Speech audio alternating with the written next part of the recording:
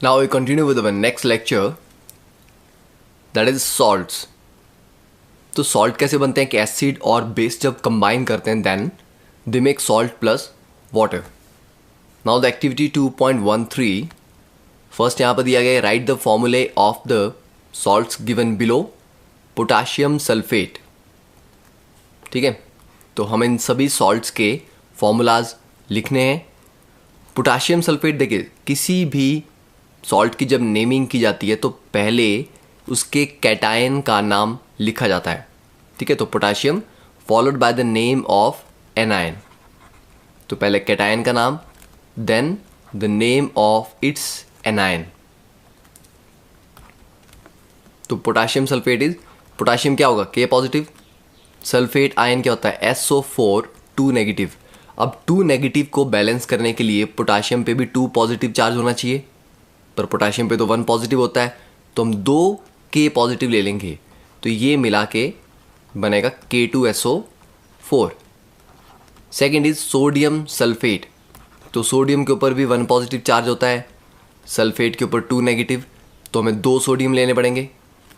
तो this will become Na2SO4. Similarly third one calcium sulphate. अब calcium पे 2 positive charge होता है, सल्फेट पे 2 नेगेटिव होता है, तो ये ऑलरेडी चार्ज इनके बैलेंस हैं, तो the formula become CaSO4. Then the fourth is magnesium sulphate. Magnesium पे भी 2 पॉजिटिव चार्ज है.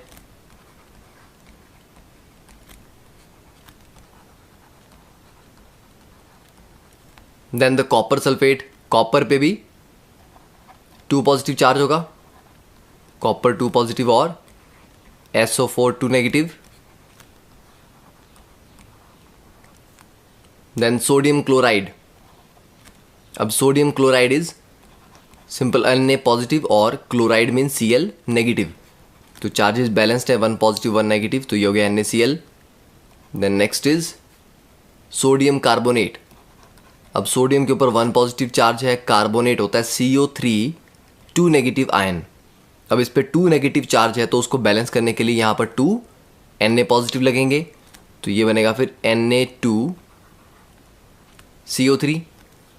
Then eighth is ammonium chloride.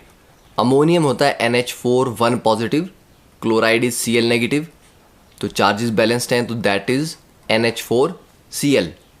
तो this are the formulae of the various salts. ठीक है, अब इन्होंने कहा गया नेक्स्ट पार्ट में identify the acid and bases from which the above salts may be obtained. अब देखो आइडेंटिफाई करना है कि किन एसिड और बेस के कॉम्बिनेशन से ये बने होंगे. तो K2SO4 में जो K आ रहा है ये हम बोल सकते हैं कि KOH से आ रहा है. ठीक है, तो लेट अस से इन सब के आगे इनके ओरिजिन लिख देते हैं. तो K जो यहाँ पर आया ये किसी बेस से आया होगा, जैसे KOH. और SO4 कहाँ से आएगा, मोस्ट कॉमन जो उसका सोर्स है दैट इज H2SO4. Na2SO4 कहाँ से आया होगा, इसका जो Na वाला पार्ट है वो NaOH से आया, और SO4 सल्फ्यूरिक एसिड से. कैल्शियम सल्फेट में ये कैल्शियम हाइड्रोक्साइड से आ सकता है, CaOH twice plus H2SO4. Magnesium sulphate में एक magnesium hydroxide base plus H2SO4 acid. Copper sulphate में copper hydroxide plus H2SO4. NaCl में Na वाला पार्ट NaOH से आ जाएगा और Cl आ जाएगा hydrochloric acid. NaCO3 means Na2CO3 में सोडियम आ जाएगा NaOH से, और CO3 आ जाएगा weak acid H2CO3 carbonic acid. और अमोनियम क्लोराइड में NH4OH और HCl. तो यहाँ से देखो KOH में इसका OH और इसका H2 निकल जाएंगे, तो क्या बनेगा, मतलब यहाँ पर 2 KOH लगेंगे. ठीक है, तो this will be 2 KOH, this will be 2 NaOH, और यहाँ पर 2 NaOH. तो 2 KOH के OH जाएंगे और 2 H जाएंगे, तो यहाँ पर 2 वाटर मॉलिक्यूल निकल जाएंगे और बचा हुआ बचेगा K2SO4। सिमिलरली 2 NaOH में 2 OH और यहाँ से 2 H2, तो 2 वाटर मॉलिक्यूल बाहर निकल जाएंगे और जो बचेगा दैट इज Na2SO4। तो these are the acid and bases जिनसे हम ये सॉल्ट बना सकते हैं। ठीक है, you can note it down. अब नेक्स्ट पूछा गया, salt having the same positive और negative radicals are said to belong to a family. जैसे कि NaCl और Na2SO4 दोनों में Na कॉमन है, कैटायन कॉमन है। ठीक है, तो इनको रेडिकल्स भी बोलते हैं। कैटायन को हम बोल सकते हैं पॉजिटिव रेडिकल और एनायन को बोलते हैं नेगेटिव रेडिकल। तो जब दोनों में Na पॉजिटिव है तो हम ये बोल सकते हैं कि दोनों सोडियम सॉल्ट्स की फैमिली को बिलोंग करते हैं। ठीक है, तो उसके बेस पे हम यहाँ क्या बोल सकते हैं, कौन कौन सी फैमिलीज यहाँ पर हम मेंशन कर सकते हैं। देखिए K2SO4 तो एक ही है। ठीक है, अब सल्फेट अगर हम देखें तो first, second, third, fourth, fifth, पहले 5 जो है ये सारे सल्फेट फैमिली को बिलोंग करते हैं।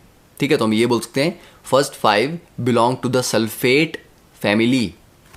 NaCl, Na2CO3 और Na2SO4। ठीक है, Na2SO4, NaCl, Na2CO3 तीनों में Na वाला पार्ट कॉमन है, सोडियम, तो ये सोडियम फैमिली को बिलोंग करते हैं ये 3। ओके, एंड और कोई कॉमन आ रहा है? यस, NaCl और NH4Cl, इन दोनों में क्लोराइड कॉमन है, ClCl, तो ये दोनों क्लोराइड फैमिली को बिलोंग करते हैं। तो इस तरह से we can identify the families to which a particular salt belongs. फिर नेक्स्ट बात आती है कि इनकी pH की। ठीक है, pH ऑफ सॉल्ट, कि सॉल्ट एसिडिक है, बेसिक है। तो सॉल्ट के पास भी प्रॉपर्टीज़ होती हैं एसिडिक, बेसिक या न्यूट्रल की। तो इसमें सिंपल सा फंडा है, आपने क्या याद रखना कि जब भी एक सॉल्ट बनता है वो बनता कैसे है। देखो, अगर एक स्ट्रॉन्ग एसिड लेंगे और एक स्ट्रॉन्ग बेस लेंगे, ठीक है, तो इससे मिलता है हमें न्यूट्रल सॉल्ट। मतलब जब दोनों स्पीशीज स्ट्रांग होती हैं, एसिड भी स्ट्रांग है, बेस भी स्ट्रांग है, तो जो सॉल्ट बनेगा वो न्यूट्रल बनेगा। ठीक है, और अगर आप एक स्ट्रांग एसिड लेते हो प्लस वीक बेस, ठीक है, चलो इनके हम एग्जाम्पल भी साथ के साथ लिख देते हैं।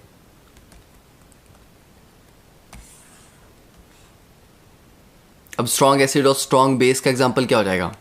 स्ट्रॉन्ग एसिड जैसे HCl है, स्ट्रॉन्ग बेस NaOH, तो इससे जो सॉल्ट बनता है NaCl, ये एक न्यूट्रल सॉल्ट होता है। मतलब इसको पानी में डालने पे पानी ना तो एसिडिक होगा ना बेसिक होगा। ठीक है, second is strong acid plus weak base. Strong acid ले लेते हैं HCl, वीक बेस ले लेते हैं जैसे कि NH4OH। ठीक है, अब यहाँ पर क्या बनेगा, यहाँ बनेगा NH4Cl। जब भी एक स्पीशीज स्ट्रांग हो, एक वीक हो, तो सॉल्ट में कैरेक्टर रहता है स्ट्रांग स्पीशीज का। ठीक है, मतलब जो ज़्यादा स्ट्रांग होता है उसी का कैरेक्टर रहता है। जब दोनों स्ट्रांग थे तो किसी का कैरेक्टर नहीं रहा, न्यूट्रल हो गया। अब सेकंड में एसिड हमारे पास स्ट्रांग है, तो जो सॉल्ट बनेगा उसमें एसिड का कैरेक्टर होगा, तो that will be a acidic salt. मतलब उसको आप पानी में डालोगे तो उसकी pH एसिडिक होगी। ठीक है, तो अमोनियम क्लोराइड पानी में डालने पे थोड़ा सा एसिडिक सॉल्यूशन बनाता है। सिमिलरली स्ट्रॉन्ग एसिड की जगह अगर हम वीक एसिड ले लें और स्ट्रॉन्ग बेस ले लें, ठीक है, तो वीक एसिड जैसे कि H2CO3 और स्ट्रॉन्ग बेस जैसे कि NaOH, तो ये बनाएगा Na2CO3 सोडियम कार्बोनेट। तो इसमें स्ट्रॉन्ग कंपोनेंट कौन सा है, बेस, तो ये बनाएगा बेसिक सॉल्ट। और जब दोनों ही वीक हों, एसिड भी वीक है, बेस भी वीक है, तो फिर डिपेंड करता है कि कौन सा ज़्यादा वीक है। ठीक है, तो ये 3 केस सिंपल याद रहेंगे कि जो स्ट्रॉन्ग कंपोनेंट है उसका कैरेक्टर फाइनली सॉल्ट में मिलता है। ठीक है, तो उसके बेस पे हम बता सकते हैं कि सॉल्ट एसिडिक होगा, बेसिक होगा या न्यूट्रल होगा। देन नेक्स्ट कम्स कि what are the chemicals derived from the common salt. उससे पहले देख लेते हैं कि कुछ सी वाटर, अब हम NaCl की बात करते हैं, KCl की बात करते हैं, तो ये सारे के सारे सॉल्ट सबसे ज़्यादा कहाँ पर मिलते हैं? ये मिलते हैं सबसे इजीली सी वाटर में। सी वाटर में आपने सुना ही होगा कि सी वाटर जो है वो सॉल्टी होता है, ठीक है, अगर आप टेस्ट करो तो इट इज़ सॉल्टी, बिकॉज उसमें बहुत सारे सॉल्ट्स डिजॉल्व होते हैं। सोडियम क्लोराइड है, पोटाशियम क्लोराइड है, और भी बहुत सारे सॉल्ट्स हैं, ठीक है। तो sodium chloride is separated from these salt. तो ये जो मिक्सचर ऑफ सॉल्ट्स हैं सी वाटर में, उनसे हमें सिर्फ NaCl को सेपरेट करना होता है, उसका अलग एक प्रोसेस है। Then the deposits of solid salt, अब ऐसा नहीं है कि NaCl को सिर्फ हम सी वाटर से ही निकाल सकते हैं, सॉलिड NaCl की भी रॉक्स मिलती हैं, ठीक है, जहाँ पर उनकी माइनिंग की जाती है, मतलब खुदाई करके वो रॉक्स निकाली जाती है और उनसे NaCl को सेपरेट किया जाता है। तो NaCl कहाँ कहाँ से मिलता है हमें? NaCl हमें सी वाटर से भी मिलता है और इसकी solid salt, that is rock salt, ठीक है, रॉक सॉल्ट बोलते हैं उसको, जो इसका क्रूड फॉर्म है, इम्प्योर फॉर्म है, ठीक है। रॉक सॉल्ट से इम्प्योरिटीज़ हटाने के बाद जो बचता है, दैट इज़, मतलब इम्प्योरिटी हटाने के बाद हम NaCl को सेपरेट कर देते हैं, ठीक है। तो इतना क्लियर है। अब नेक्स्ट बात करते हैं कि what are the chemicals from common salt. क्या क्या केमिकल्स हमें कॉमन सॉल्ट से मिलते हैं, ठीक है। First is sodium hydroxide. तो सोडियम हाइड्रोक्साइड का फॉर्मूला दैट इज NaOH। अब NaOH बनता कैसे है? NaOH बनता है जब हम एक NaCl के सॉल्यूशन के थ्रू इलेक्ट्रिसिटी पास करते हैं, ठीक है। This is the NaCl solution. यहाँ पर ये जो सॉल्यूशन रखा गया है, ठीक है, इस NaCl के सॉल्यूशन में हमने 2 इलेक्ट्रोड डाल दिए, एक ब्लू कलर में और एक रेड कलर में। ब्लू कलर वाले को बैटरी के पॉजिटिव टर्मिनल से कनेक्ट कर दिया, ठीक है, एंड रेड वाले को बैटरी के नेगेटिव टर्मिनल से कनेक्ट कर दिया, ठीक है। अब जब इसमें करंट पास करेंगे तो जो प्रोसेस होता है उसको बोलते हैं इलेक्ट्रोलाइसिस। इलेक्ट्रो का मतलब है इलेक्ट्रिसिटी, लाइसिस का मतलब होता है टू ब्रेक, तोड़ना। तो जब इलेक्ट्रिसिटी को यूज़ करके हम किसी चीज़ को तोड़ते हैं, दैट इज़ कॉल्ड इलेक्ट्रोलाइसिस। तो NaCl के सॉल्यूशन में इलेक्ट्रिसिटी पास करके हम NaCl को तोड़ रहे हैं, Na अलग हो जाएगा, Cl अलग हो जाएगा, ठीक है। अब इसमें रियलिटी में क्या होता है, क्या बनता है और क्यों बनता है, ये डिटेल आपने 12th क्लास में पढ़नी है पूरे रीजनिंग के साथ। अभी आप इतना देख लो कि NaCl टूटने के बाद Cl वाला जो पार्ट है वो क्लोरीन गैस बन के निकलता है एनोड पे, ठीक है। तो क्लोरीन कहाँ निकलती है? एनोड पे। और हाइड्रोजन गैस जनरेट होती है कैथोड पे, ठीक है। एनोड और कैथोड बेसिकली 2 इलेक्ट्रोड्स हैं। एनोड पे हमेशा ऑक्सीडेशन होती है, कैथोड पे हमेशा रिडक्शन होती है। तो एनोड पे निकलता है Cl2 गैस, कैथोड पे निकलती है हाइड्रोजन गैस, और सॉल्यूशन में बच जाता है NaOH और थोड़ा सा NaCl, ठीक है। तो ये जो सॉल्यूशन में बचा NaOH, यही हम बनाना चाह रहे थे, ठीक है। तो यहाँ पर अगर हम रिएक्शन मेंशन करें तो क्या होगा वो, that is 2NaCl aqueous plus 2H2O liquid on electrolysis. यहाँ पर आपको मेंशन करना है एरो के ऊपर कि इलेक्ट्रोलाइसिस करने पे हमें मिला 2NaOH plus Cl2 gas plus H2 gas, Cl2 anode पे और H2 कैथोड पे, ठीक है। सेकेंड इंपॉर्टेंट चीज़ ये याद कर सकते हो कि 1 मोल Cl2 मिल रहा है और 1 ही H2 का भी मिल रहा है, ठीक है। अब ये जो 3 प्रोडक्ट्स हैं, बेसिकली हमें 3 चीज़ें मिल गई ना, सोडियम हाइड्रोक्साइड तो मिला ही मिला, साथ में हमें क्लोरीन गैस और हाइड्रोजन गैस भी मिल गई, ठीक है। अब इनका बेनिफिट क्या है? इनका बेनिफिट ये है, फर्स्ट थिंग, जो एनोड पे क्लोरीन मिली है, क्लोरीन को कहाँ यूज़ करते हैं? क्लोरीन को वाटर ट्रीटमेंट के लिए, पानी को प्यूरिफाई करने के लिए, स्विमिंग पूल्स में आपने देखा होगा कि क्लोरीन डालते हैं, ठीक है? तो वाटर ट्रीटमेंट के लिए स्विमिंग पूल्स में पीवीसी, पॉलीविनाइल क्लोराइड बनाने के लिए पीवीसी की पाइप्स होती हैं। फिर डिसइंफेक्टेंट्स बनाने हैं, क्लोरोफ्लोरोकार्बन्स, पेस्टिसाइड्स, तो इन सब की प्रोडक्शन में क्लोरीन गैस यूज़ होती है, ठीक है? तो इसको यूज़ करके हम ये सारी काम कर सकते हैं। देन NaOH जो बना है उसको कहाँ यूज़ करते हैं? Degreasing metals, soaps, detergents, paper making, artificial fibres making, और जो हाइड्रोजन गैस बनी है एज अ फ्यूल यूज़ की जा सकती है। मार्गरीन क्या होता है? एक बटर जैसे, मतलब बटर का ही एक सब्स्टिट्यूट है, ठीक है? एक टाइप का बटर है जो वेजिटेबल ऑयल से बनता है। अमोनिया बनाने में यूज़ किया जाता है, ठीक है? अमोनिया कैसे बनता है? N2+3H2 गिव्स यू 2NH3, ये प्रोसेस है। तो यहाँ पर हाइड्रोजन गैस चाहिए, तो इसको हाइड्रोजन को अमोनिया बनाने के लिए यूज़ किया जा सकता है। और अमोनिया कहाँ यूज़ होता है? अमोनिया से फर्टिलाइज़र, खाद बनती है, ठीक है? तो ये हैं डिफरेंट यूजेस के H2Cl2 और NaOH को हम कहाँ कहाँ यूज़ करेंगे। That is clear. अब फर्दर यहाँ पे H2Cl2 इनको यूज़ करके हाइड्रोक्लोरिक एसिड मिल सकता है। Cl2 और NaOH को मिक्स करके हमें ब्लीच मिल सकती है, ठीक है? तो काफ़ी सारे इनके बेनिफिट्स हैं जो हमें प्रोडक्ट्स यहाँ पर मिलते हैं। तो दैट इज़ क्लियर। अब आपको ये सारे के सारे जो यूजेस हैं इनके, इनसे क्या क्या किया जा सकता है, ये भी याद होने चाहिए। और इस प्रोसेस को बोलते हैं क्लोर अल्कली प्रोसेस, ठीक है? This process is called क्लोर alkali process, ठीक है? डायग्राम आप नोट कर सकते हैं क्योंकि ये एनसीईआरटी में अभी नहीं दिया हुआ है।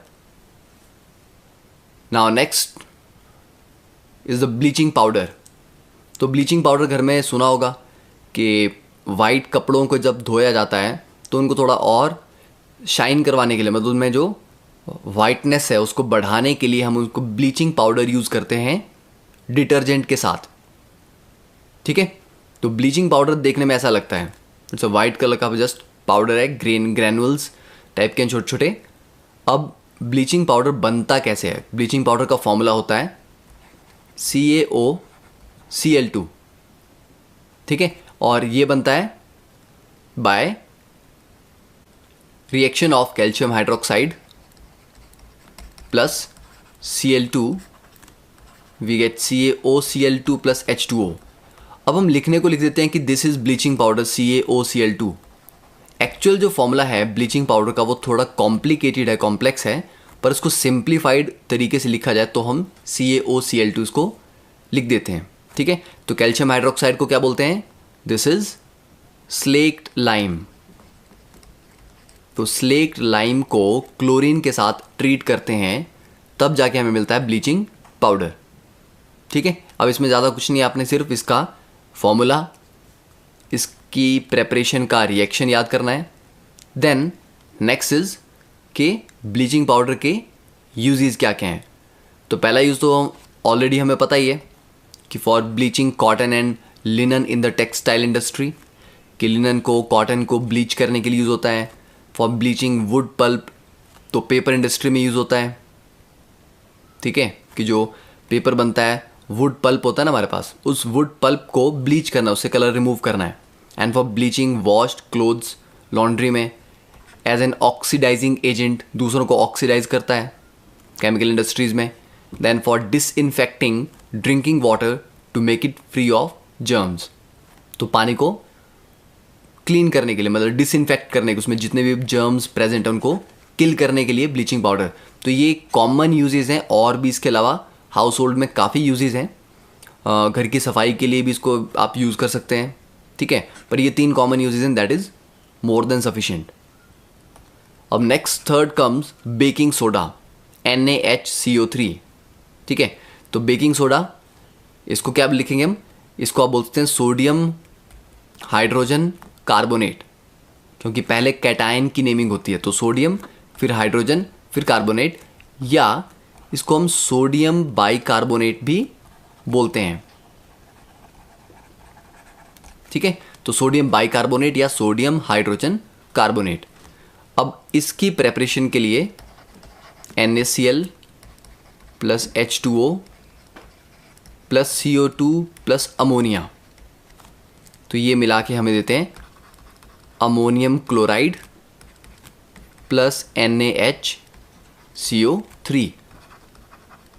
तो this is ammonium chloride and this is sodium bicarbonate या सोडियम हाइड्रोजन कार्बोनेट। ठीक है, तो ये होगी इसकी प्रोडक्शन। अब अगर NaHCO3 के बारे में आपको पूछा जाए कि ये किस तरह का सॉल्ट है, एसिडिक है, बेसिक है, तो ये किससे बना होगा? Na आया होगा NaOH से और HCO3 आया है H2CO3 से, तो ये स्ट्रॉन्ग बेस वीक एसिड, तो ये अपने आप में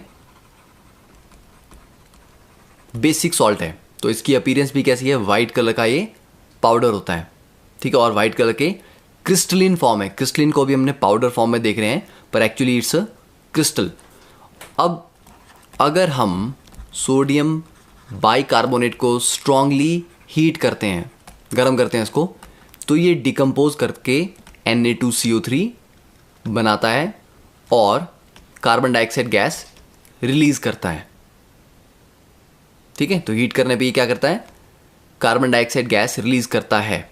इस कार्बन डाइऑक्साइड गैस की वजह से इसको as a baking soda use करते हैं, क्योंकि जब भी आप बेकिंग करते हो, ठीक है, केक बनाने हैं, कुछ भी बनाना है जहाँ पर बेकिंग चाहिए, तो ये जो कार्बन डाइऑक्साइड जब इसको आप डालेंगे केक में डालेंगे, तो हीट करने पे Na2CO3 बनेगा और CO2 बनेगी। ये जो कार्बन डाइऑक्साइड गैस है, इसकी वजह से केक जो है वो फूल जाता है। ठीक है, तो this CO2 released helps in baking. Okay, तो इट्स अ बेसिक सॉल्ट और it's a non corrosive base, क्योंकि बड़ा माइल्ड है। It is mild basic salt. तो इसके सारे सारे क्या यूजेस हैं? अब जैसे नाम से ही पता है कि बेकिंग सोडा है, तो बेकिंग में यूज़ होगा। ठीक है, तो फर्स्ट यूज़ आ गया इसका फॉर मेकिंग बेकिंग पाउडर। तो बेकिंग पाउडर और बेकिंग सोडा थोड़ा डिफरेंट है। बेकिंग सोडा तो हो गया NaHCO3। बेकिंग पाउडर कैसे बनता है? बेकिंग सोडा प्लस एक माइल्ड एसिड जैसे कि टार्टरिक एसिड, तो baking soda plus tartaric acid मिला के बनता है बेकिंग पाउडर। तो जब बेकिंग पाउडर को हीट करते हैं या पानी में मिक्स करते हैं, ये रिएक्शन होता है। NaHCO3 प्लस माइल्ड एसिड है, तो एसिड से H पॉजिटिव आएगा। ठीक है, और इस रिएक्शन से CO2 गैस जनरेट होगी। ये CO2 जो है, दिस कॉजेज द ब्रेड और केक टू राइज। ठीक है, जिससे वो सॉफ्ट और स्पॉन्जी हो जाते हैं। तो ये हमने प्रोसेस देखा है स्टार्टिंग के वीडियो लेक्चर्स में। ठीक है, कि बेकिंग में किस तरह से जो राइजिंग है वो होती है ओवन के अंदर। सेकंड यूज हो गया sodium hydrogen carbonate is also an ingredient in antacids, क्योंकि ये माइल्ड बेस है। तो अगर आपको एसिडिटी हो गई है, तो जो आप मेडिसिन ले रहे हो उनमें हो सकता है कि सोडियम हाइड्रोजन कार्बोनेट डाला गया हो। ठीक है, तो अल्कलाइन होने की वजह से, बेसिक होने की वजह से ये स्टमक में प्रेजेंट एक्सेस एसिड को न्यूट्रलाइज करता है। Third is it is use in soda acid fire extinguishers. ठीक है, तो आग बुझाने के लिए एक पर्टिकुलर एक्सटिंग्विशर आता है, इसको बोलते हैं सोडा एसिड फायर एक्सटिंग्विशर। ठीक है, now this is your homework. आपको ढूंढना है नेट के ऊपर कि सोडा एसिड फायर एक्सटिंग्विशर में क्या क्या होता है, क्या उसकी कंस्ट्रक्शन है, उसको क्यों सोडा एसिड बोलते हैं। ठीक है, एसिड होता है तो कौन सा होता है, क्यों होता है, तो इसकी पूरी वर्किंग और मैकेनिज्म आपको समझ के लाना है। Okay, that is done. अब मूव करते हैं, नेक्स्ट इज वॉशिंग सोडा। तो वॉशिंग सोडा भी नाम से क्लियर है कि वॉशिंग के पर्पज़ के लिए यूज़ होगा। Now this is also white crystalline form. अब इसका जो फॉर्मूला है वॉशिंग सोडा का, दैट इज Na2CO3.10H2O, मतलब ये हाइड्रेटेड सोडियम कार्बोनेट है। ठीक है, हाइड्रेटेड सोडियम कार्बोनेट। हाइड्रेटेड क्योंकि इसमें 10H2O साथ में लगे हुए हैं। ये 10H2 इसके स्ट्रक्चर में तो हैं पर इसका परमानेंट पार्ट नहीं है। इसको हीट करेंगे तो ये 10 वाटर निकल जाते हैं, इसलिए इसको हाइड्रेटेड लिखा जाता है। ठीक है, तो ये कैसे बनता है? हमारे पास सिर्फ Na2CO3 था ड्राई। इसमें अगर हम थोड़ा सा भी अगर मॉइस्चर इसको मिल जाएगा तो मॉइस्चर के साथ ये कंबाइन करके हाइड्रेटेड फॉर्म में कन्वर्ट हो जाता है। ठीक है, मॉइस्चर मिल जाएगा तो उसके साथ, ऐसा नहीं कि आपको बहुत सारा पानी इसमें ऐड करना है। ठीक है, थोड़ा सा मॉइस्चर होगा तो उसके साथ ये कंबाइन करके क्रिस्टल्स बना देगा हाइड्रेटेड सॉल्ट के। This is the hydrated salt. ठीक है, अब इसका ये मतलब नहीं है कि ये वेट हो गया, गीला हो गया, ये स्टिल ड्राई है। ठीक है, ये जो वाइट आपको दिख रहा है ना, ये हाइड्रेटेड सॉल्ट ही है। क्लियर? बस इसमें 10 वाटर मॉलिक्यूल्स भी स्ट्रक्चर में प्रेजेंट होंगे। ठीक है, नेक्स्ट इज कि what are the uses of washing soda. तो uses of washing soda, first is it is used in glass manufacturing, soap बनाने के लिए और पेपर इंडस्ट्री में यूज़ होता है। Next, it is used in the manufacture of compound such as borax. Borax का formula है Na2B4O7.10H2O। ठीक है, तो बोरेक्स बनाने के काम आता है। Then it can be use as a cleaning agent for the domestic purpose, घर में सफाई के लिए। Then for removing permanent hardness of water. Permanent hardness क्या होती है? कभी कभी आपने देखा है कि पानी जब आप यूज़ करते हैं हाथ धोने के लिए तो उसमें काफ़ी झाग नहीं बनता। ठीक है, आप मतलब सोप लेके हाथ धोने की ट्राई कर रहे हो पर पानी ऐसा है कि बहुत हार्ड है, उसमें ज़्यादा लेदर नहीं बनता है, doesn't give too much of leather.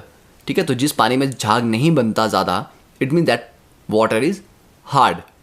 उसको बॉयल करके भी टेम्परेरी हार्डनेस तो हम रिमूव कर सकते हैं, पर परमानेंट हार्डनेस कुछ आयंस की वजह से होती है। ठीक है, तो उस परमानेंट हार्डनेस को रिमूव करने के लिए इसको हम यूज़ करते हैं, वॉशिंग सोडा को। ठीक है, तो आपके डिटर्जेंट्स में ये होता है ऑलरेडी, ताकि अगर हार्ड वाटर के साथ भी आप कपड़े धो रहे हो तब भी झाग बनना चाहिए। ठीक है, अदरवाइज तो कपड़े धो नहीं सकते। तो दैट इज़ इंपॉर्टेंट। तो washing soda is helpful in removing the permanent hardness of water. तो ये हो गए डिफरेंट केमिकल कंपाउंड जो हमें सॉल्ट से मिलते हैं। अब नेक्स्ट बात करते हैं, are the crystals of salts really dry. ये जो क्रिस्टल्स होते हैं क्या वो सच में ड्राई होते हैं कि नहीं होते? जैसे कि अगर हम फॉर्मूला देखें क्रिस्टल्स के लिए, तो कॉपर सल्फेट का जो क्रिस्टल है दैट इज CuSO4.5H2O। ठीक है, Na2CO3 का आपने देखा भी, वो .10H2O था। तो ये जो वाटर मॉलिक्यूल इनमें होता है, इससे क्या होता है? फिर आपने जिप्सम देखा होगा, जिप्सम इज CaSO4.2H2O, इसको बोलते हैं जिप्सम। ठीक है, और CaSO4.12H2O, इसको बोलते हैं POP, प्लास्टर ऑफ पेरिस, जिसको घर में कंस्ट्रक्शन के लिए यूज़ करते हैं, छतों पे डिज़ाइन देने के लिए। ठीक है, फॉल सीलिंग देने के लिए। तो इन सब में ये जो वाटर मॉलिक्यूल है .H2O, कभी 5 हैं कभी 10 हैं। ठीक है, इनका पर्पज़ क्या है? क्या ये क्रिस्टल्स को गीला कर देते हैं, वेट कर देते हैं? ठीक है, इनका पर्पज़ क्या है? या क्रिस्टल अभी भी ड्राई है? नाउ ये जो डायग्राम है दिस शोज CuSO4.5H2O। ठीक है, CuSO4 अकेला क्या है? कॉपर सल्फेट, और .5H2O भी लगे हैं साथ में, तो उसको बोलेंगे हाइड्रेटेड कॉपर सल्फेट। तो हाइड्रेटेड कॉपर सल्फेट का जो कलर है दैट इज ब्लू। अब देखते हैं कि अगर इस पर्टिकुलर क्रिस्टल को हीट करते हैं तो क्या होता है। ठीक है, देखो यहां पर ये डायग्राम है, तो हमने ये कॉपर सल्फेट का पाउडर लिया था यहाँ पे क्रिस्टल का। इसको जब हम हीट किया तो हीट करने पे जहाँ जहाँ हीट हो रहा है ये वाइट होता जा रहा है। ठीक है, मतलब हीट करने पे ये ब्लू से वाइट हो रहा है। तो डिफरेंस क्या है कि ये है कॉपर सल्फेट .5H2O, इसको आपने हीट किया, हीट करने पे ये बन गया सिर्फ कॉपर सल्फेट, और जो 5H2O थे वो निकल गए। तो ये जो 5 वाटर मॉलिक्यूल हैं ये बहुत स्ट्रांगली कनेक्टेड नहीं होते, ये हीट करने पे निकल जाते हैं, ठीक है, इसलिए इनको बोलते हैं वाटर मॉलिक्यूल्स ऑफ हाइड्रेशन, ठीक है। तो ये वाटर मॉलिक्यूल निकल गए। अब यहाँ पर देख सकते हैं ये जो सरफेस के साइड में पानी यहाँ पर से वेपर डिपॉजिट हो रहे हैं ना, तो ये कहाँ से निकले, ये यहीं से निकले, ठीक है। जो ब्लू क्रिस्टल से पानी निकल रहा है वो यहाँ पर साइड में जो ग्लास ट्यूब है उसके साइड में डिपॉजिट हो रहा है, ओके। तो ये वाटर बाहर निकल जाता है, तो वाटर के बाहर निकलने पे ये वाइट हो गया, मतलब जो ब्लू कलर था that is because of the water molecules of crystallisation या हाइड्रेशन, ठीक है। तो कलर ऑफ कंपाउंड कभी कभी वाटर मॉलिक्यूल्स ऑफ हाइड्रेशन या क्रिस्टलाइजेशन की वजह से होता है। तो कॉपर सल्फेट का ब्लू कलर मतलब ही हो गया, ब्लू कलर का दिया है तो मतलब वो .5H2 है, और वाइट कलर का दिया है तो मतलब वो सिर्फ CuSO4 है, ठीक है। पर दोनों ही क्रिस्टल्स हैं, दोनों ही पाउडर हैं, एक वाइट कलर का और एक ब्लू कलर का। सिमिलरली अगर हम जिप्सम को देखें, ठीक है, तो जिप्सम हीट करने पे जिप्सम होता है CHSO4.2H2O, और हीट करने पे ये बना देता है CSO4.5H2O, that is plaster of Paris. मतलब इसमें कुछ वाटर मॉलिक्यूल ये लूज कर रहा है, 2 थे, 2 से हाफ रह गए, ठीक है। प्लास्टर ऑफ पेरिस में फिर से आप वाटर ऐड करोगे हल्का सा, तो ये वापस CSO4.2H2O बना देता है जिप्सम, ठीक है। तो दैट इज और ये वाला पार्ट है जिसको आप घर में कंस्ट्रक्शन के लिए यूज़ करते हो, कि प्लास्टर ऑफ पेरिस में हम थोड़ा सा पानी मिलाते हैं, पानी मिलाने पे ये फाइनली जिप्सम बन जाता है। तो जब ये हार्ड हो जाता है तो ये फाइनली जिप्सम होता है, पर जब आप शुरुआत में ले रहे हो प्लास्टर ऑफ पेरिस तो वो .5H2 है, तो पानी मिलाने पे ये हार्ड सॉलिड मास में कन्वर्ट हो जाता है, विच इज़ एक्चुअली जिप्सम, ठीक है। तो इतना क्लियर हो गया कि जो .H2O है उसका क्या काम होता है और उसको आप हीट करने पे रिमूव कर सकते हैं। So that completes the chapter. Next is the NCERT के क्वेश्चंस। तो दिस क्वेश्चन आप ट्राई कर सकते हो। In the next lecture we will discuss what are the answer to these 5 questions and also the exercise problem given at the end of NCERT.